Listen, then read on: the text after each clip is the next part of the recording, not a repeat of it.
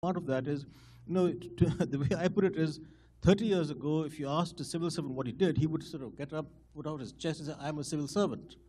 Today he'll say, I'm a civil servant, because people assume that he's stupid or corrupt or something. I'm a civil servant, he'll whisper on the side, It really has to, that as part of this professionalization, you have to have much greater pride, because then there's something else that's driving you and not money. Because as long as everything is weighed by money, obviously he'll be apologetic for being a civil servant. So there's two issues. One, manufacturing. Two, why not hardly any attention to actually strengthening the government from the bottom up in terms of professionalization, getting more pride, getting people more being happy that this is the professionalism that you're bringing to your job. I'm beginning to have trouble keeping up with all this, so we're going to take Krishna and then Ramesh, and then we're going to come back to our panel. So I'd like to comment on something Mr. Yachuri said very eloquently. The amount of power some of the people control versus their remuneration in terms of salaries is quite large in India, which is a big source of corruption. I can relate it to my own profession. When I talk to my counterparts, the professors in the universities in India, I find their salaries pitiful.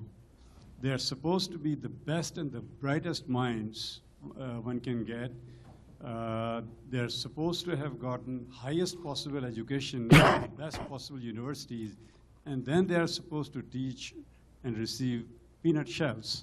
Why would somebody in their right mind join the teaching profession in India today? So I would like that question to be asked by somebody.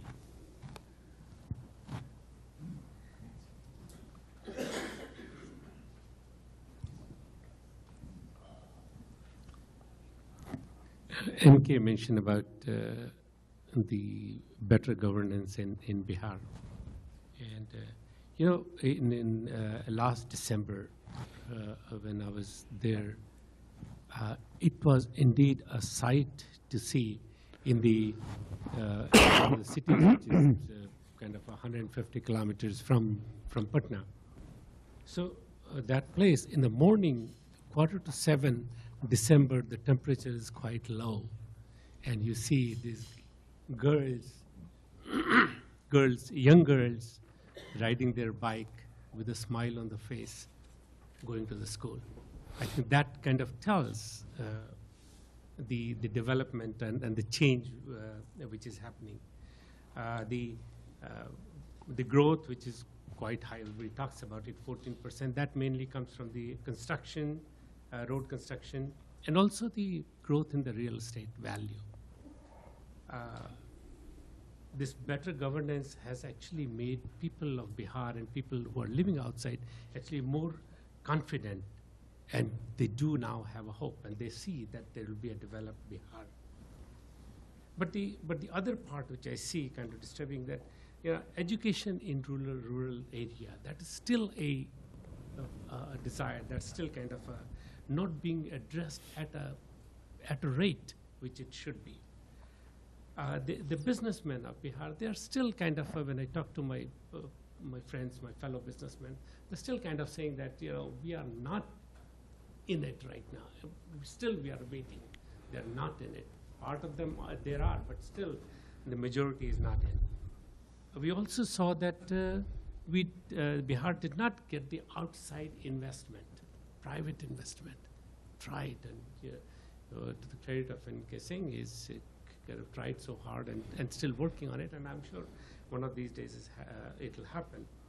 And and the last thing, I see that we have a predictable destruction happening every year in Bihar. That is because of the flood. Predictable destruction. And so why? I would suggest that the government of Bihar, Nitishji and everybody, and NK, you including, that focus should be, there should be a permanent solution so that hundreds of millions of dollars don't go every year in the flood.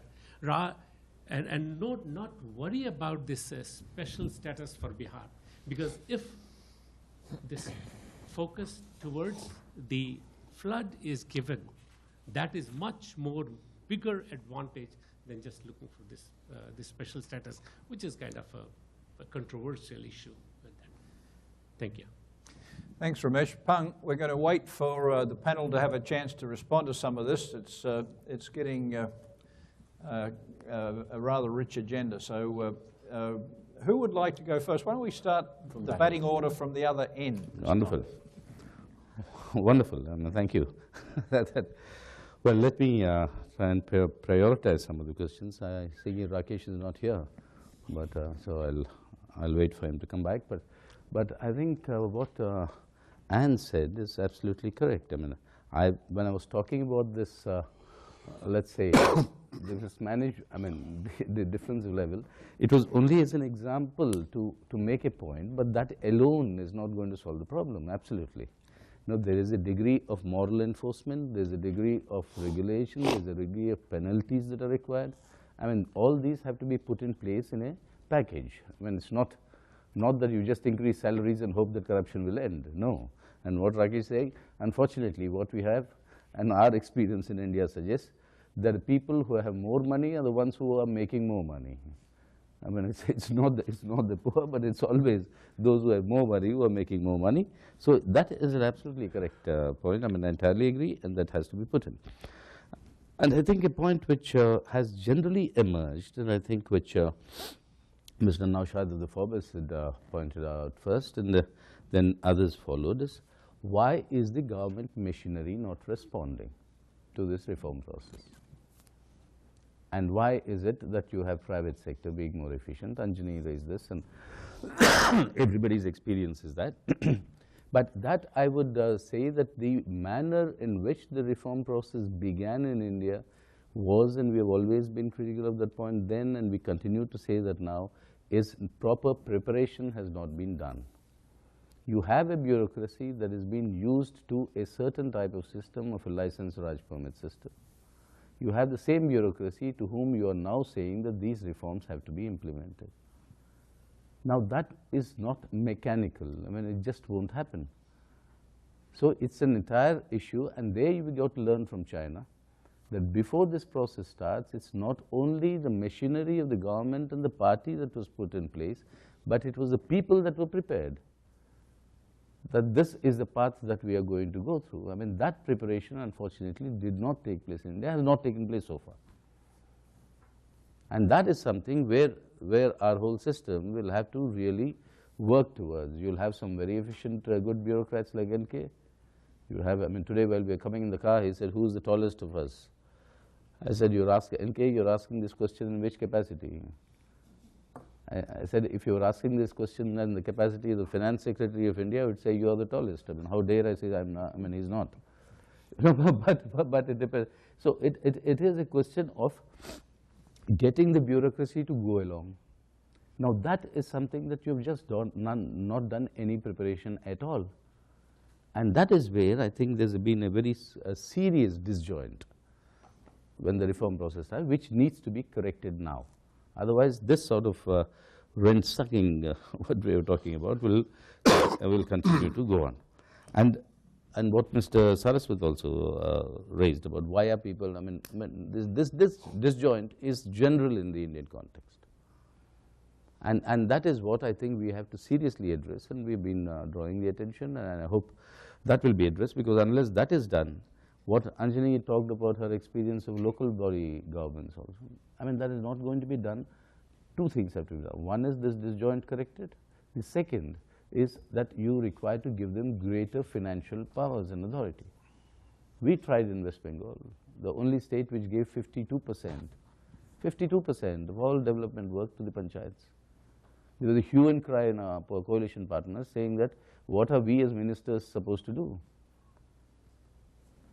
And we told them, as ministers, you're not supposed to make money, so let the local bodies do it. But then the award of a contract to make so-and-so road, you get the cut. Left government, left coalition. But we had these problems. I mean, I'm going to honestly share with you. But unless you decentralize financial authority, and that is a big political battle in India. And there's a whole debate that's on, from the Prime Minister to the district magistrate, minus the chief minister. That is a PM to DM minus CM. You know, that is in the Indian parlance. That happens. So that is something that's not going well. But it is something that needs to be done. That otherwise, there is no answer to what Anjani was saying, and that needs to be done. And since Rakesh is back, I mean, there, Rakesh, I would like you to seriously consider. I mean, we have been debating this both in India, abroad, everywhere else. You see, you're absolutely right about the question of reform concentrating on industry and industry not really growing the way we all expected industry to go. Now, I think we are looking only at the supply side. You're looking, let's say, free the mines, free the land.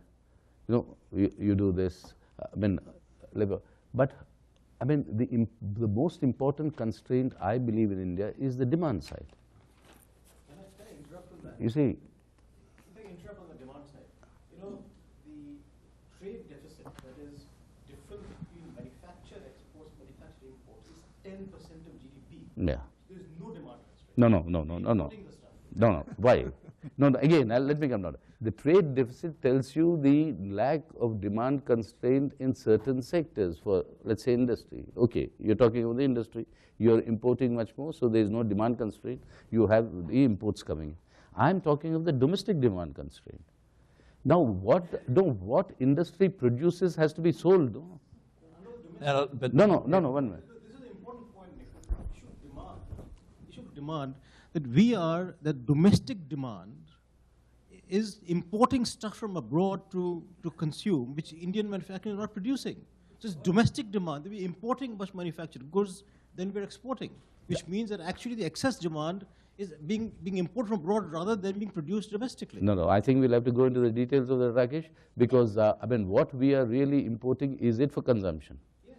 No, that is the point. I mean, is it for consumption? Is it the capital goods imports that you are having? Or is it the largest amount of imports that India does is with gems and diamonds? And the largest amount of exports India does is with gems and diamonds. We import them, we polish them, we prepare them, we are the best craftsmen you have in the world, and then we send it back to the world. So now, therefore, we have to go into the details of it. I mean, the devil is always there. It's not that this deficit is because you're consuming. My point is that unless you target the question of expanding your domestic demand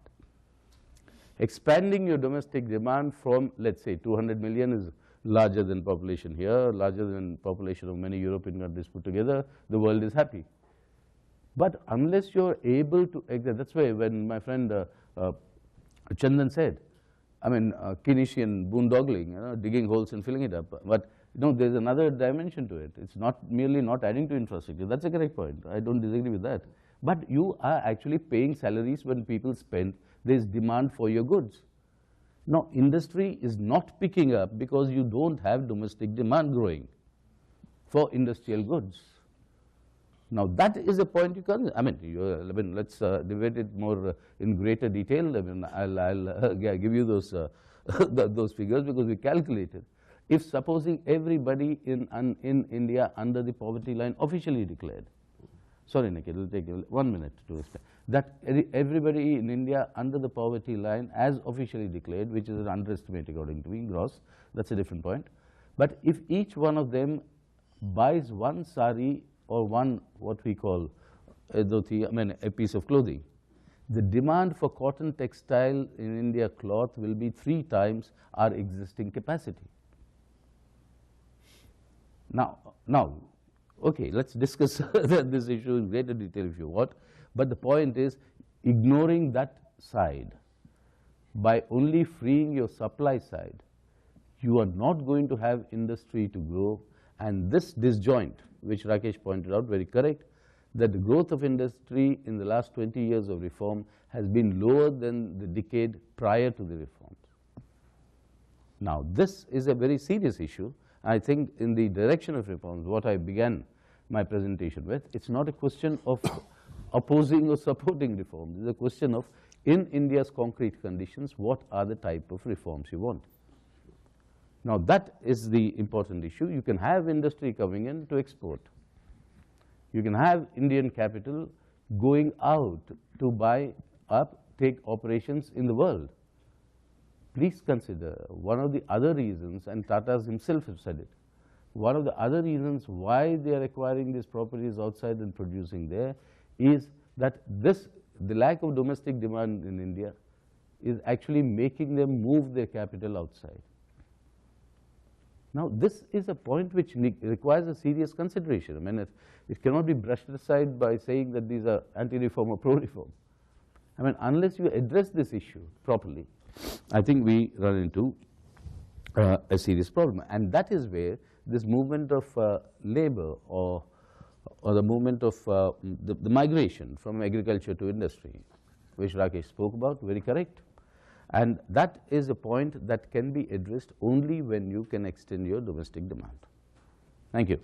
Sorry, Nick, I took a No, it actually is extremely interesting. I wonder where TN is when you really need him, or perhaps even Arvind. But well, this question of whether it's wage goods, capital goods, intermediates, fuels, whatever it will be, I'm going to go and talk to Rakesh immediately after this session. NK, your response. Okay, a couple of points. First, let me respond to your question, Nick, on subsidy, which you asked. First and foremost, I think that subsidy as a percentage of GDP has crept up in a manner which is obviously unsustainable. And today, still, while you have large subsidy programs, like, for instance, the Rural Employment Guarantee Scheme, you have the right to education. You have on the anvil the right to food security bill. So when you're going to have a couple of these large, huge omnibus schemes to address poverty, should you, for instance, continue with the 150 centrally sponsored schemes which the Planning Commission has? Isn't there, therefore, need to rationalize the anti-poverty programs into 2 or 3 key segments relating to education, food, and employment, and then find out the best way in which you can really administer it? And there, I'm sure Salman would want to elaborate that the steps which have been taken to have a unique identification scheme and to really think of doing direct cash transfers by combining the total value of it, maybe by using the instrument of the telephone and having banking correspondents open directly bank accounts, certainly need to rationalize not only the quantum of subsidy, but rationalize the manner in which you wish to administer the subsidies more directly. Question was asked by Naushad about officials, etc. It's an odd question. In a very complimentary way, I might note. Yes, but thank you for the compliment. But I think that irrespective of what Radha said, the fact remains that government historically has functioned in its performance may be subject to scrutiny, but failure to perform has entailed no penalty. As expenditure secretary, I had monitored the public outlays. Nearly 95% of government projects have huge cost and time overruns. Who is accountable for it? Not a single person in the last 50, 60 years has been held accountable for time and cost overruns. The failure to take action appropriately is not subjected to the same degree of scrutiny as compared to the fact that out of 10 decisions, it's possible that 2 decisions may have gone awry. So how do you begin to have accountability, both in the positive and the negative sense of the term, where if you have done something wrong, you're penalized, but if you haven't done something correctly, that also really should be penalized, and therefore the system of evaluation of civil service performance needs, in my view, to be questioned. I think an average deputy secretary or an average undersecretary today dream would be how in an effortless, non-controversial way he or she rises up to become a secretary to the government of India. The chances that if you do not do very much, you rise effortlessly in the system is much higher than if you did something or some of which may have really got caught up in the controversy. This, of course, is a larger issue which correctly both Rakesh has raised and Radha have raised of reinventing government. because I think that the government, in the manner in which it was created, left by the British, may or may not now be suitable, particularly when your whole development matrix is enjoining upon same district officials who are maintaining law and order enormous amount of developmental responsibilities. And outsourcing government responsibility is not the way forward. I think it is a way of fundamentally looking at a different module than we have, and I think that we need to give some attention to that. Anne has raised a very important question that, you know, by merely paying adequately, you may or may not have, and that regulatory capture is something which is very difficult to really firewall.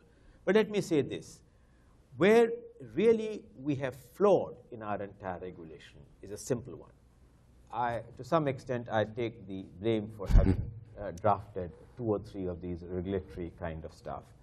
But believe me that we were torn while drafting this legislation on A, who would be eligible, what kind of a compensation package was a regulator going to have, and what kind of an appointment policy was going to be followed. If the appointment is by people who then appoint you and you pay back the generosity of your appointment by taking flawed decisions because you owe that appointment to the minister, or perhaps to the appointments committee or to someone in the system, the chances are that your judgment will be greatly impaired. This chance is further accentuated because if you look at most of these regulatory acts in India, the people who really wish to apply at that kind of a compensation package would only be retired civil servants or on the verge of retiring. People who have domain knowledge in that field are unlikely to apply under those kinds of terms and conditions. So we need, I think, to revisit the acts by which Parliament has assigned huge responsibility to regulators, giving them quasi-judicial function, but flawed in the pool from which they can be drawn, and the compensation package which they draw, and the manner in which appointments are affected. And that is why I think, as a combination of these 3 factors, there have been increasing cases of regulatory capture. I think Rakesh made a very important point about industry and manufacture having got forgotten, quite apart from the points raised by Sitaram. Yes, it is true that if you look at the figures from 1991 to 2000, and the latest issue of The Economist has one huge article on that, you find that in the first 10 years, many old big corporates and companies which we have historically known were wiped out or ran into irrelevance. And lots of new generation came up. This process has stopped, at least in the last 10 years, if not in the last 15 years. Why? Well, you are a better economist, Rakesh. The opportunity cost of investment in manufacture is much lower than the opportunity cost of investment elsewhere. But what constitutes this wide variation in the opportunity cost, and some of it may be embedded in some of the things which you have talked about, that you have not freed up factors of production, returns by investing in land may be higher, returns in investing in mine may be higher, returns in going on certain indivisible supply side stuff may be much higher. We need to revisit the variations in the opportunity cost of investment between different patterns of investment to be able to get a credible answer on why in the last 10 to 15 years this has really gone down. Finally, I think I want to address the issue that Ramesh Yadav raised. Well, I'm delighted that you recognize that there has been some progress. It is true that so far in the last 6 years, the growth of an average of 12% per annum has been driven largely by public outlays. The size of the plan in 2004 and 5 was $1.1 billion. Last year, it was $5.4 billion. And that the bulk of this increase in public outlay has been really sustained by improved tax buoyancy while keeping within the limits of the FRBM Act in terms of borrowing. As we go forward, what can be done to really entice more private investment and to get more public-private partnership is the state government's most important challenge. It is true that in the first 5 years, two things were happening. Infrastructure needed to be built, which substantially now has been built in terms of rural road connectivity, in terms of other connectivity. Improved conditions of law and order, security and environment has been an important factor, but energy deficiency continues to play. Also, lots of people were wanting to see whether Nitish Kumar was a flash in the pan or was he a durable change of a different kind of politics for which Bihar has opted for. This recent election in the last November has, Ramesh, when you go there, you'll find many episodic things, not of big bang investments which write the front page of newspapers, but lots of very credible investment beginning to take place. I don't want to take the time of the limited thing here, but privately I will tell you some of the new private investment which is beginning to come. And we do regard that unless private investment comes, merely public outlay would be inadequate to catapult and sustain a 12% rate of growth. Thanks, N.K. Dr. Mitra. Yes, much ground has already been covered, so that makes it fairly easy. I'll just take up 2 or 3 points. To start with you, Nick, the point you made about being subsidy heavy, and wondered whether shouldn't move into a direct cash transfer mode. Well, at the central government level, I think this is being toyed with, and there has been, in the last budget, the finance minister talked about kind of modified cash transfer regime being introduced in a limited way in the next budget, which will be in the end of February. But I would like to point out that some of the states have been very effective and have already implemented some of this. I would particularly like to draw your attention to the gender-sensitive program which the government of Madhya Pradesh has introduced some years ago, called the Ladli Lakshmi. So for every girl child born in the state of Madhya Pradesh, an amount of rupees 1,25,000 is, over a period of 17 years, transferred directly to her bank account. And this funds her education, and eventually, you see, also helps the family have a kitty for her marriage and expenses related with that. This Ladli Lakshmi scheme has been a very big success, and I think the issue of women's empowerment and gender equality has been very significantly addressed with this. 1 or 2 other schemes have also been in operation in Gujarat. In Rajasthan, it was proposed, but unfortunately some litigation stopped that, which entailed a transfer directly to women's accounts, women below the poverty line, a certain sum of money every month, and the right to draw through biometric cards. So this direct cash transfer model is being tried in different states, and I think this is something which it really shows the way. And sooner or later, we have got to replace this very large subsidy regime with some targeted subsidies for poverty alleviation and other social schemes such as gender equality.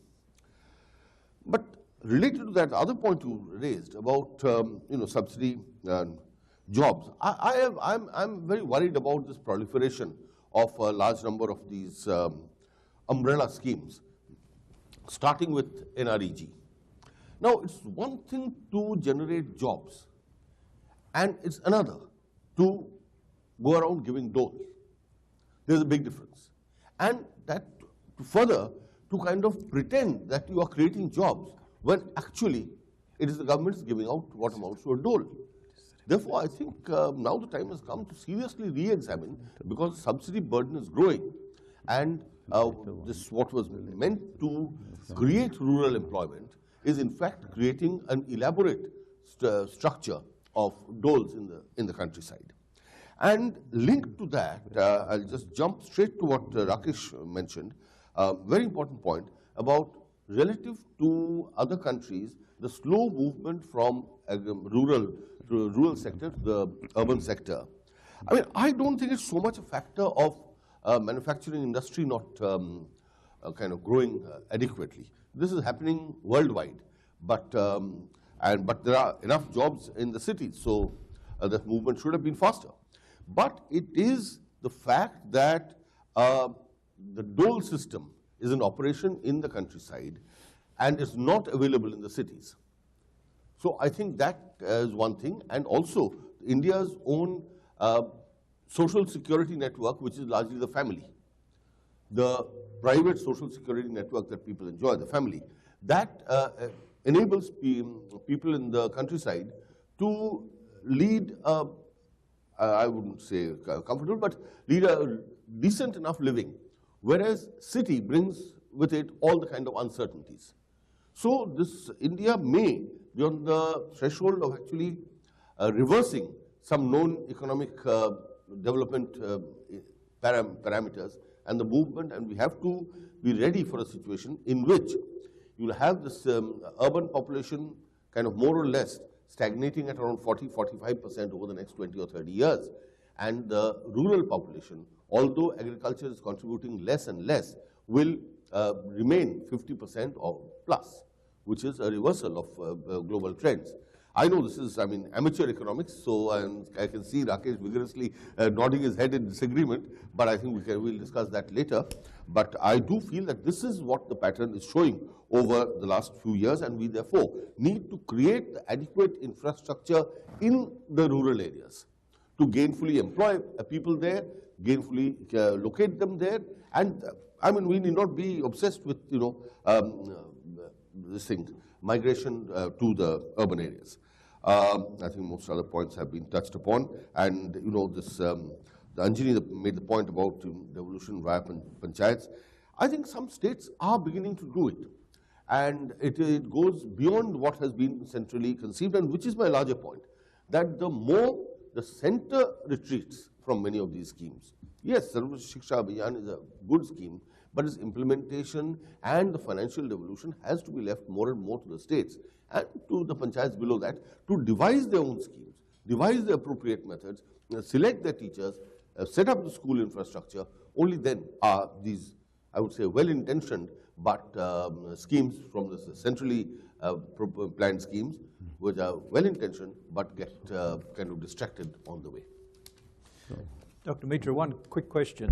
On the Madhya Pradesh program for girls, what has been the experience with leakage of funds? Leakage of fund, to the best of my knowledge, is minimal. There has, in fact, not been any serious kind of criticism even from Mr. Khurshid's party, which is the opposition. So I think, by and large, this has been a success, because it is direct cash transfer, and it is staggered. It is not a one-time transfer. And you can't touch it until the... You cannot touch it. You see, you cannot touch it, and you can touch it at various stages. When I think the girl is first born, then next when she reaches class 6 in school, then when she finishes her school education, and then marriage. So it's in staggered, and money is put in the account only in kind of 4 installments over a 17-year period of time. So leakage, if at all, has been minimal. Very good. Minister Khurshid. Well, thank you very much. I think that there are 2 or 3 points that require encouragement and a response. And the most important one is the innovation. Are we going to reinvent government? I think that you're right, the RFD was an innovative idea. I'm not quite certain that it's going to be as actively pursued in the present generation of bureaucracy as it was in the past generation. It seemed like an idea that whose time had come, but wasn't entirely accepted by political part of government. And I think it will require a major push to keep it on track. It's a wonderful idea. It's an excellent idea, but there are lots of question marks about it, misplaced question marks, which need to be sorted out. But I think along with that, we have to think much faster about incentives, disincentives.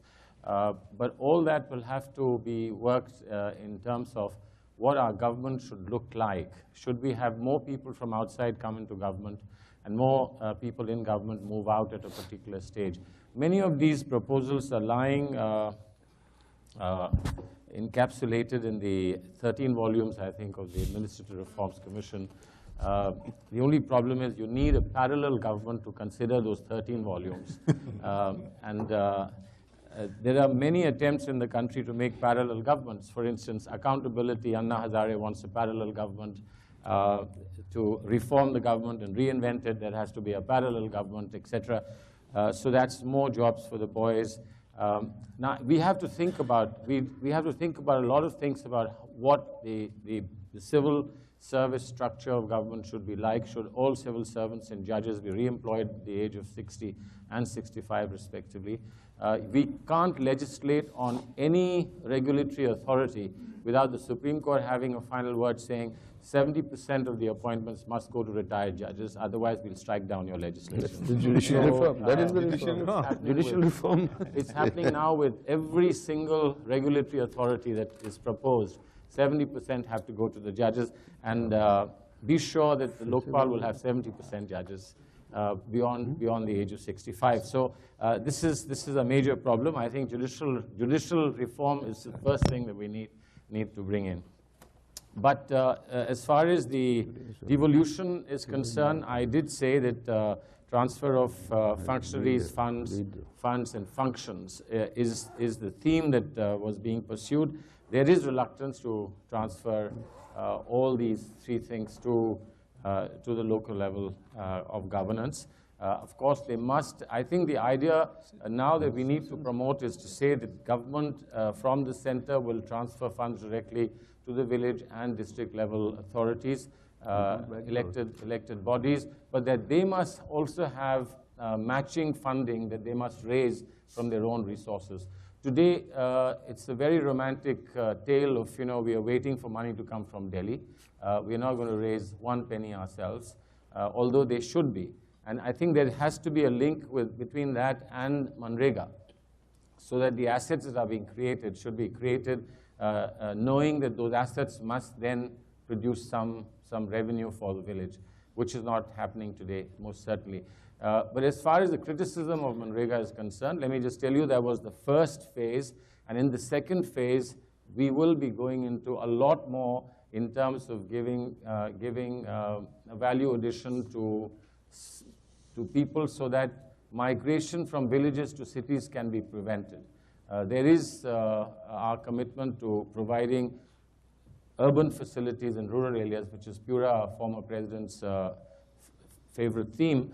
And it's important that while we need migration as an indication of what is happening in the manufacturing sector, but we also need to stop migration if we want to keep people away from cities and decongesting cities. So there is a balance between the two that has to be maintained. Why does the industry growth suffer? Is it because it's more attractive to go into the services sector? Services sector has grown at 10% consistently. So presumably, one of the reasons why industry doesn't grow is because of the downside mentioned, the constraints and restrictions that they have to face, the opportunity cost element and so on. But the other one may well be that the services sector is more attractive, services sector is more glamorous, and services sector is for the present on a high, and therefore it's quite possible that some of that potential is actually going into the services sector. People moving out with their capital outside to countries outside India is good to see multinationals being born in our own country.